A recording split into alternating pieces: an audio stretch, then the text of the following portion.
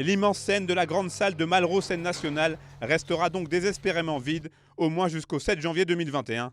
Ainsi en ont décidé les autorités.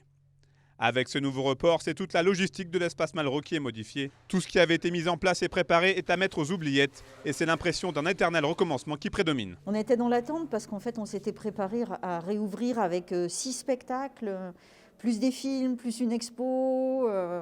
On était assez joyeux de cette réouverture et voilà, ça a été le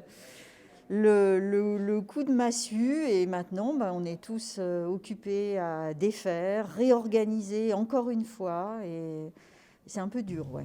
Ce nouveau contretemps s'accompagne d'une grosse dose de frustration car les réservations et la billetterie avaient fonctionné à plein régime dans l'optique de cette réouverture. Les gens se réjouissaient de revenir en se disant qu'avec le masque et les consignes sanitaires respectées dans les salles, on était en sécurité. Et en se disant qu'ils avaient besoin de ça dans le moment, c'est-à-dire du sel, du lien, quelque chose de vraiment vivant dans la vie. Fort heureusement, malgré la fermeture, l'espace Malraux n'est pas un lieu sans vie, bien au contraire, et il continue d'accueillir des artistes en prévision de futures représentations. Il faut trouver un moyen de continuer à être ouvert, à être stimulé, à être intelligent, malgré les conditions qui sont vraiment très défavorables. Donc c'est vrai que nous, on a vraiment adoré pouvoir venir ici, travailler avec des gens, discuter, questionner ce qu'on est en train de faire. Et moi, ça m'a fait un bien fou.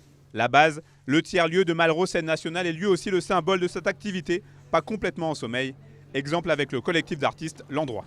On a vraiment travaillé sur l'idée d'une création collective et de tenter de faire une proposition pour le mois de juillet autour de ces 6 artistes qui se rencontrent aujourd'hui et qui vont tenter de faire une proposition extrêmement collective, très horizontale dans le choix, dans les partis pris, etc., qui risque de donner quelque chose d'assez étonnant. En attendant avec une certaine appréhension la date du 7 janvier prochain, Malraux Scène Nationale est bien décidé à prouver que la culture en danger aujourd'hui doit rester avant tout quelque chose d'essentiel.